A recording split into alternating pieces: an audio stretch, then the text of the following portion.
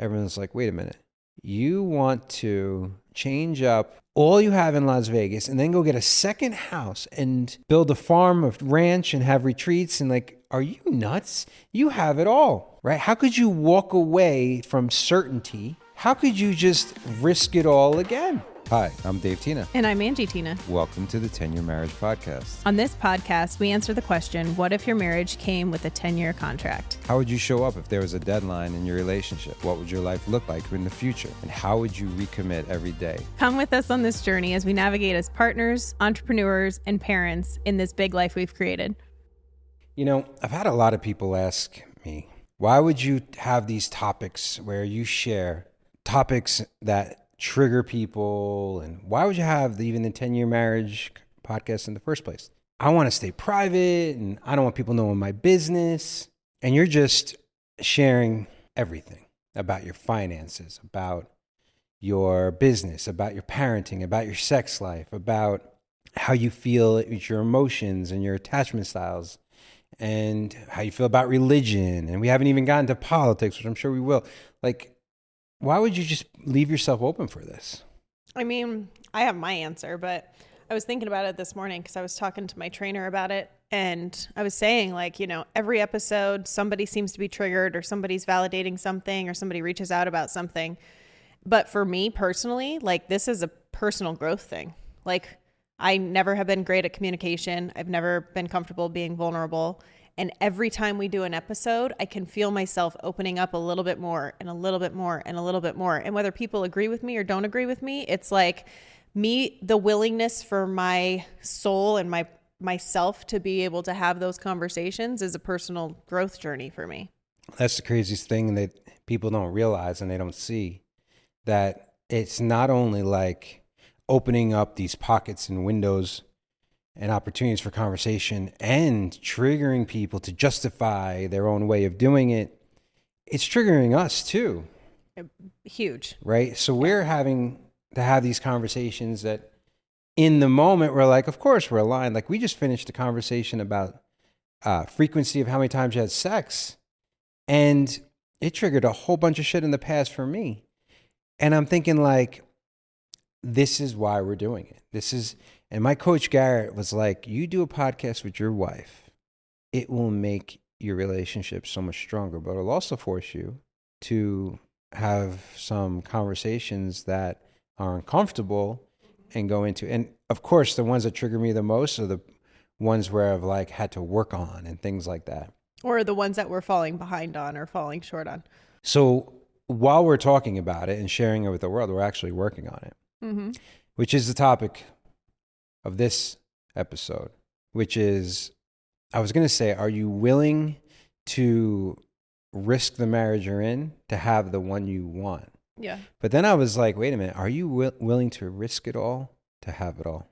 And in business, we have our answer already. I mean, we've done it multiple times. And in marriage, I think you have to I think that, isn't that the definition of growth?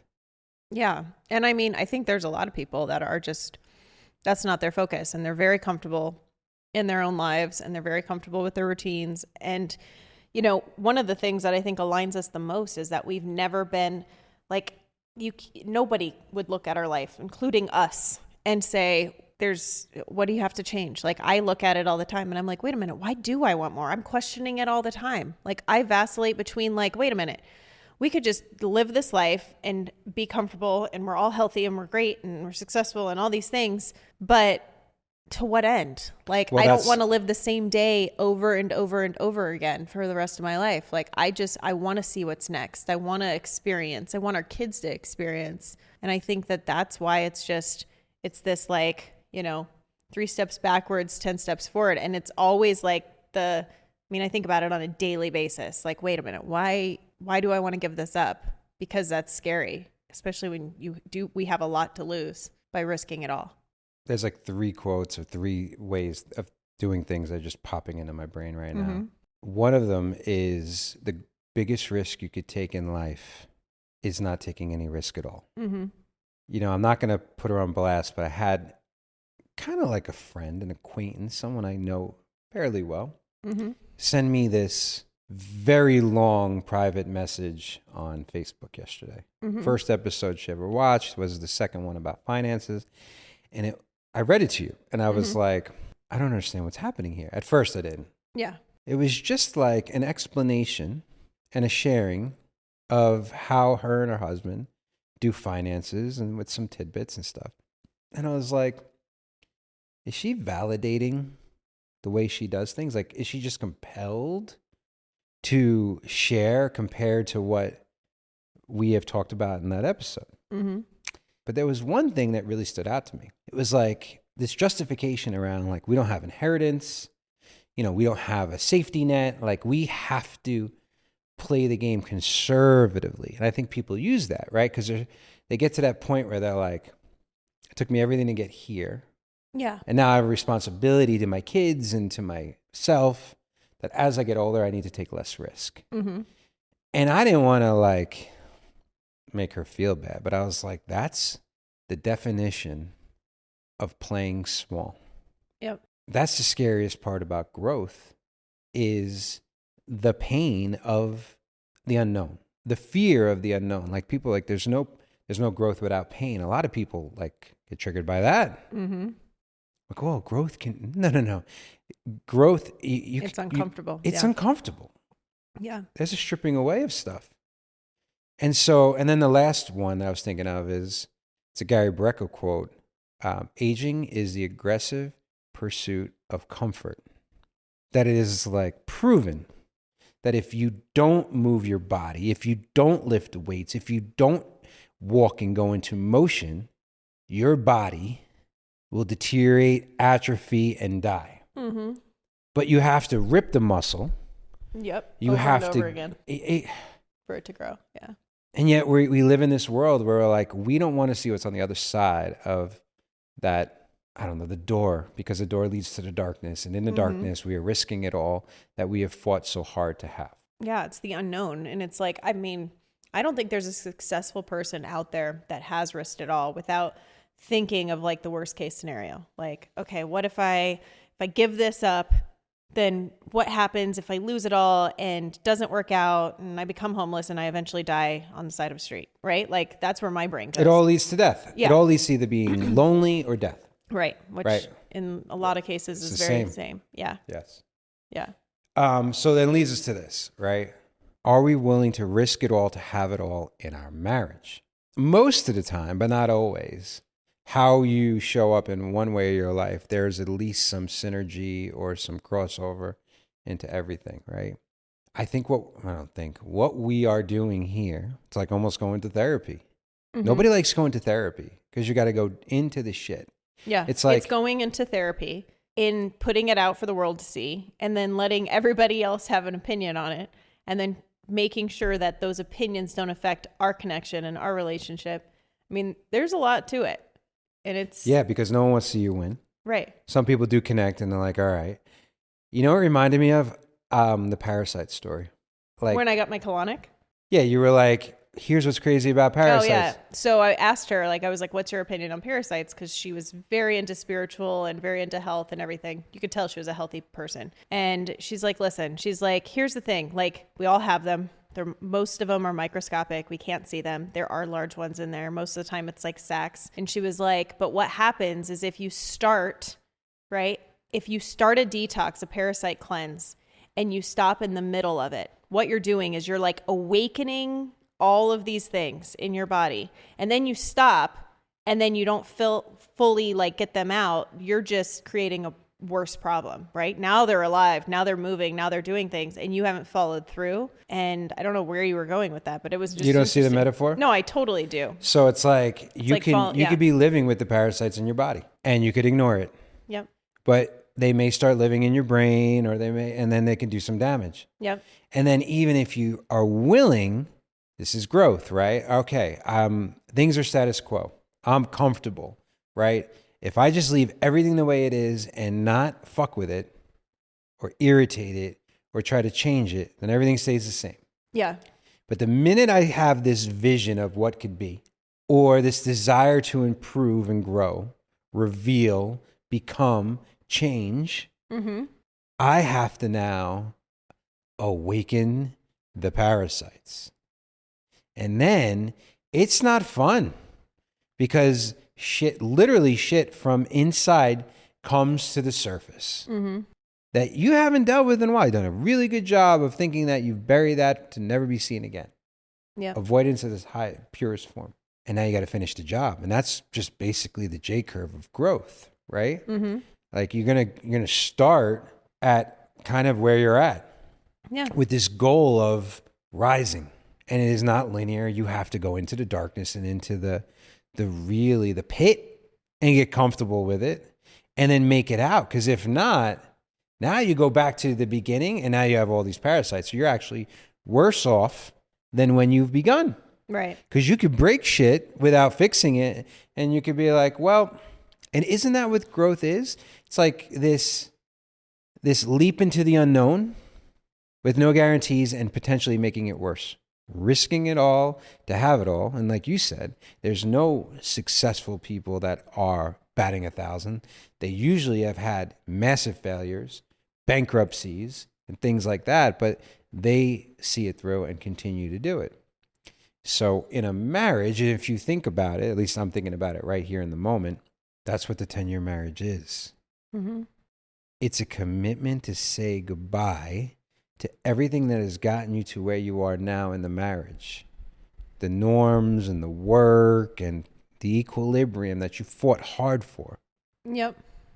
And now you're like, you know what? I want to go to the next level of this marriage. Yeah. And I'm willing to risk everything we've put in the past. Because if not... Then those old stories come up, those old beliefs, those limiting beliefs, all the things that we just talked about outside. You know what I mean? Exactly. Instead of just burning it down and being like, all right, that was old versions of us. Now, but you got to still go. And we got out of it quicker because that episode triggered me. And then the minute I got triggered, you got triggered. And we were right back to where we were 4 or 5 years ago. Yep. And almost like we had like gotten rid of 4 or 5 years of growth. But yet having that conversation is what's required to get to the next level. Because I was like, shit, like it's so much better in so many areas of our life, but I want it to be better. And so a lot of people are just not willing to go there. Yeah. And I would argue that like part of my issue, because I feel like I've always been like that. I've always been like, I want more. I want to see more. I want to do more. I want to be more. Part of my biggest journey in all of this, getting rid of the good to get to the great, is like being comfortable with what it is now and like being patient. Like I'm already 5 steps ahead. And for me, like the biggest growth that I have is to be like centered and to be like, okay, like I can enjoy this. I can enjoy the journey while we're getting to this pursuit of whatever we're trying to do. But like, that's been real work for me, because I feel like what you're explaining, like that is my worst nightmare, is to be the same. And you would always be like, you would tell me, and it was totally true. Like, you can't relax. There's no relaxing. It's always more. Like, what do you need? Like, there's never enough. You're never satisfied. And I was like, you're right. Like, how can't I, like, I've worked so hard to get to this point. Like, I need celebration and I need to enjoy the journey as I'm going. You got to be careful not to, we're on the other end, right? We live sometimes way too far into the future. You live even further in the future than I do. And sometimes we could get really in love and living with a future that has not happened yet. And we'd be really full of shit if we haven't pulled off a lot of the things, if not most of them. And it hurts the present moment in a lot of cases. I joke. It's not even stop and smell the roses. It's just, smell them along the way. You know what I mean? Yeah. I've been focusing a little bit right now on entrepreneurs, specifically realtors with 7 figures, $1 million mindset, like a lot. And people are like, why $1 million? Like, well, I've done it multiple times, multiple businesses, and it's really easier than you think. It's easier for someone who has $0 to imagine making $1 million than it is for someone making 250 or 500, because they've gotten so comfortable with this success that they know deep down, or they don't like it when I tell them that in order to go from 250 or 500 to $1 million, we have to start stripping away stuff. We actually have to do less. It breaks their frames a little bit because they're like, well, wait a minute. What if changing makes me go in the other direction and make less money rather than 10x and make the million? And I'm like, well, if you don't, what'll happen is that 500 or 250 that you're making, you will have to start working harder and harder and harder and harder just to maintain where you're at. And then rather than this growth, you will be in this prison of just trying to keep what you have. And which we did, 2001 to 2002. That was kind of our story, right? Like we went from closing like just in the real estate like team. Wait. What? We didn't even know each other in 2001, 2002. What are you talking about? I meant 21, 22. Oh, it's like, where are you going with 21 this? and 22. You hadn't even graduated high school in 2000. Yeah, that's fair. 2005. But we dealt with this in 2000, was it 2021? Where that's what we were dealing with. We were like, oh, we made $1 million. No, 22. Oh, no, you're right. 21. 22, we didn't make it. Yes. We came close. And it was like I was working my ass off to try to make it because I was like, oh, I got to get there. And finally, I just like let go. 23, we did it. 24, we did it. Right. And now there's even more of a let go. Right. And so it's easy to see it on money. But now let's apply it to a marriage. Everyone's like, wait a minute. You want to change up, because we have already with our business, all you have in Las Vegas, and then go get a second house and build a farm, a ranch, and have retreats. And like, are you nuts? You have it all. How could you just risk it all again? Right? How could you walk away from certainty? And think about this. Certainty and security. It's not just you and me. It's finances. Our marriage can be stretched on this. Our kids and our parenting can be stretched with this. Like, why would you? Like, we could literally pay off the mortgage and just sit around and do nothing. And just go through the motions. Yeah. And I think, listen, like, that's the vacillating between back and forth, because there's so many times where I'm like, oh my God, this is going to be so challenging. I mean, the places we're looking, the weather's going to be different. There's going to be bugs. There's going to be things like we're talking about entirely different worlds for all 5 of us. And it is going to challenge our frames big time. But I think our vision is bigger than the fear of all of this stuff, and like our purpose, living our purpose and making impact, and you living in truth and doing your coaching on like what I believe you were here, like put on this earth to do. That to me is like, I don't, even if we made half of what we made before money wise, or we, our vacations weren't so glamorous, but we were hiking in national parks or something, like I'm willing to make those sacrifices to live in that new world. And the irony is, the minute you let go of the money, the minute you let go of all the other things and just follow the purpose and the calling, the abundance flows in unbelievably. Like, it is almost virtually impossible not to make more money or have more impact and more joy, because now you're completely in flow state. You're completely aligned with whatever belief you have. You're completely aligned with God. You're completely aligned with Source. You're completely aligned with the universe. And then that law of attraction just opens up the floodgates. If you go, but taking that step is the hardest thing to do. And it's been talked about so often that it's ubiquitous. It's like a cliche. But yet actually doing it, like the let them thing, like if I see one, no offense, but if I see one more woman post, I'm in my let them phase, I'm going to lose my shit. You know why? I was just going to post. I'm just kidding. No, it's because there's 2 parts of this. It's one thing about actually, like, I love the fact that they want to lean into this, because the theory around it is liberating. But who's actually going to do it? Who's actually going to walk the walk? I will say it. If I say it once, I'll say it 1,000 times. One of my favorite quotes from The Matrix. There's a difference between knowing the path and walking the path. There's a lot of people who talk the talk. There are very few who walk it. And so talking about growth, talking about doing you, and then actually doing it. Yeah. Post the let them thing with no makeup, honey. You know what I mean? Post the let them, like, not when, it's, you know what I'm saying? Because that's to me true growth. True growth, true unapologetic growth, vulnerability, risk, risking it all. Like, how many people have walked away? Like, Urban Nest, I was making like 7-figure EBITDA take home. 24 was one of the best years we had in a down market. We were still like the accumulation of quality agents that are quality people and do quality business. Like, top of the game, king, castle, kingdom. Mm-hmm. And I said, I see everything changing. I see the purpose of where I have to go. I'm going to risk a 7-figure take home business to follow my purpose. You see, that's open the fucking kimono and let's see what we really got. Yeah. And now I know that's part of my narrative and my story. And listen, even though I've had the calling, even though I've had the vision, you don't think I negotiate with it? You don't think I have moments of doubt? It's fucking hard. Yeah. But how many people are like, there's one thing, there's the thing that they're constantly suppressing, and that voice inside that they're constantly being like, no, it's fine. We have a great life. We're super comfortable. We're not going to like wreck anything. This is good.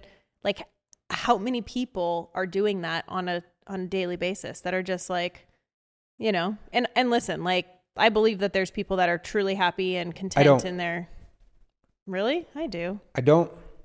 I believe, like, and maybe this is just me always searching. Mm-hmm.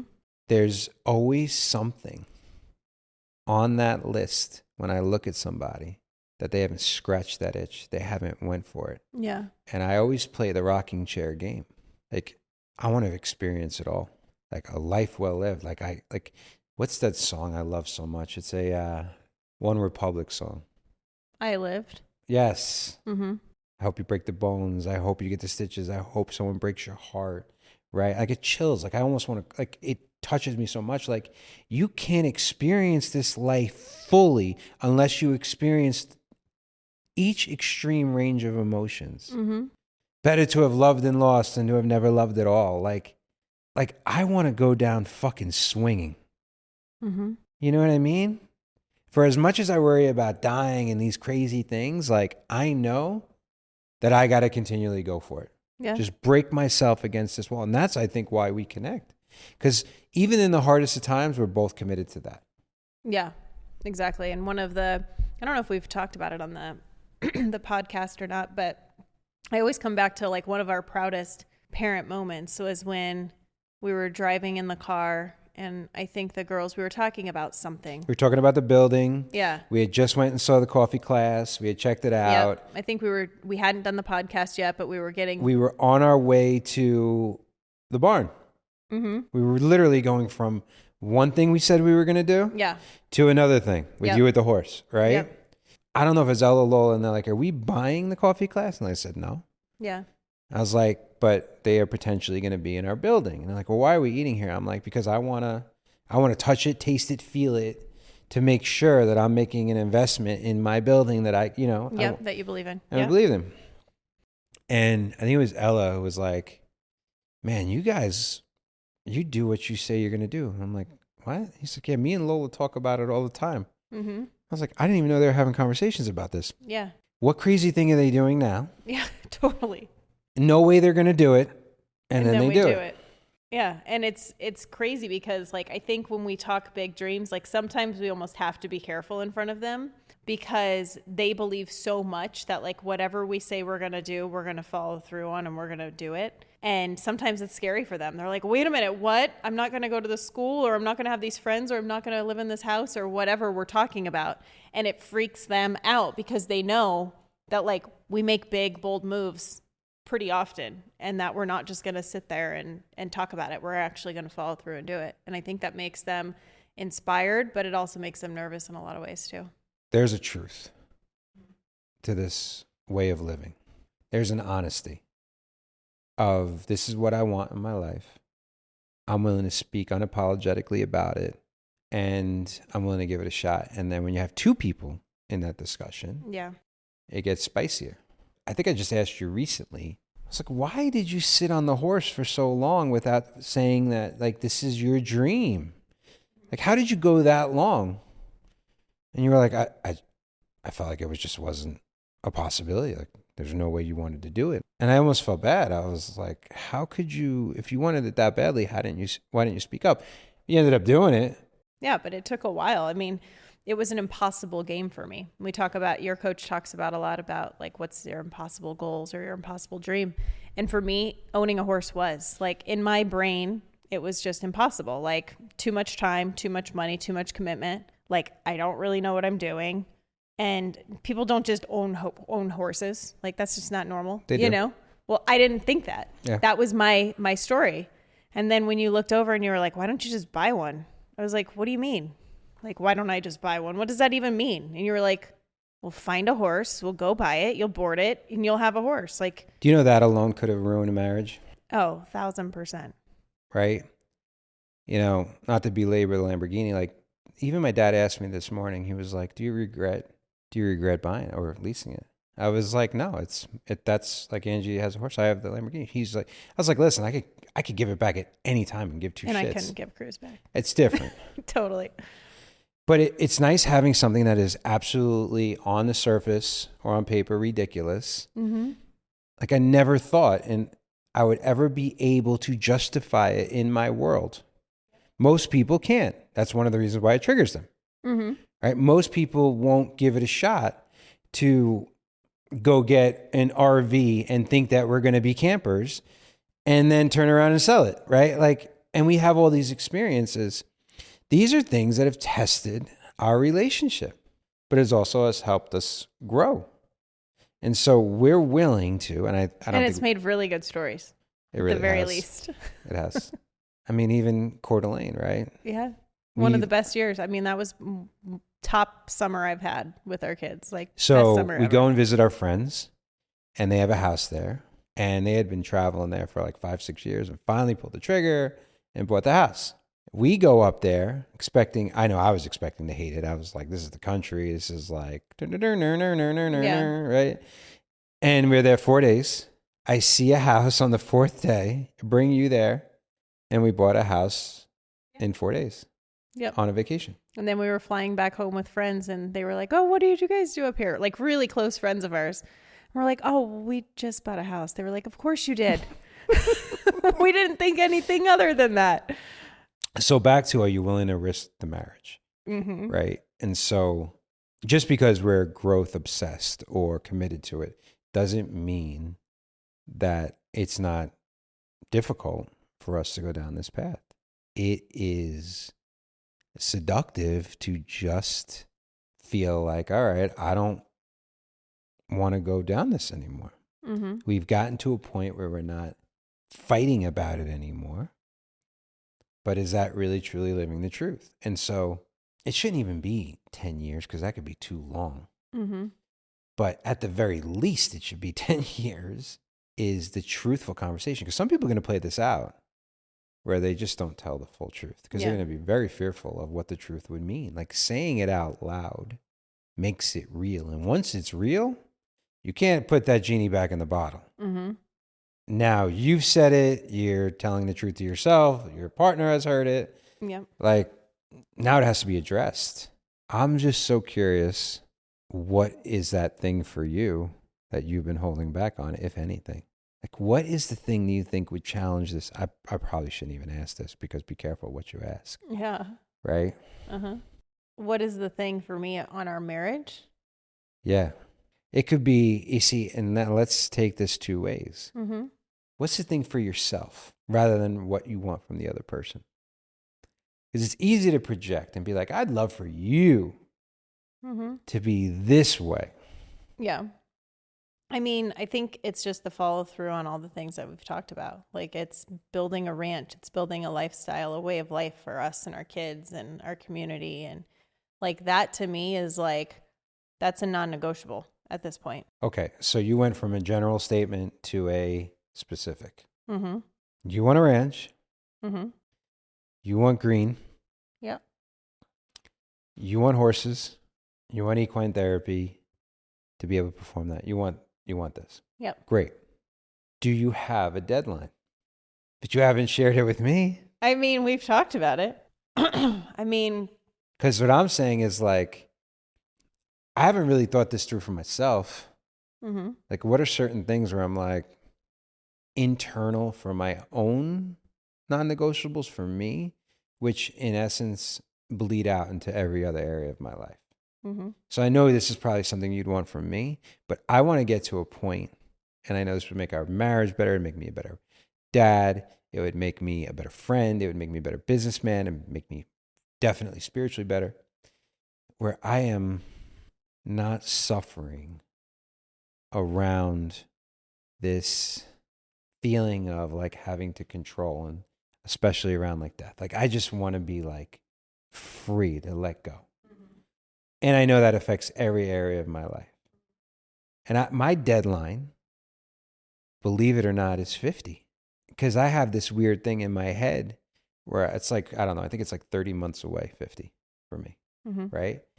And I'm thinking about this early because I'm not even 48 yet. But I'm like, I have this, maybe it's rational or irrational thought that I should be over this by the time I'm fucking 50. Like, when am I going to figure this out? Yeah. Like 50 is like, come on, Dave, you've been on this earth 50 years. Are you really going to keep making the same mistakes and having the same destructive thoughts and story for the last 25, 30 years of your life? It just, so that's my deadline on me. Yeah. I mean, my deadline for like that creation that we're doing, I think, is by the time I'm 40 and Ella's in high school. Interesting. Yeah, because we are running out of time with that. There's a window. And that's why I love the book. So one of the things I said to the person I was going back and forth with when she reached out to me was, have you read the book Die With Zero? Yep. She was like, I have. And I'm thinking to myself, how have you read that book and not have a playing big mindset? Right. Or the Upper Limit or the Big Leap. Big Leap is a great book. The Upper Limit, of course. Upper Limit Problem. Yep. So that's all about like you hit the ceiling and you just keep hitting it because you're not willing to break everything and break through. And even if you're in a zone of excellence, there's another level, a zone of genius, that is the true one that sets you free, right? It's like the same thing with 10X is easier than 2X, right? Like you incremental growth. The 10X version of it forces you to think completely outside the box and to do things completely different of how you've gotten to 2X. It's the same conversation over and over and over again. Yeah. But with Die With Zero, what Bill Perkins talks about is if you don't do certain things at certain ages, you absolutely lose that window of opportunity. Exactly. Like if we don't do this now, Ella becomes too old. I know. She doesn't get to experience it. It's over. Yeah. Right? And then I mean, I was telling my trainer this morning, I'm like, man, when I ride, like I feel it in every freaking muscle of my body. Like even just a trail ride, like I feel it in my back and my legs and everything.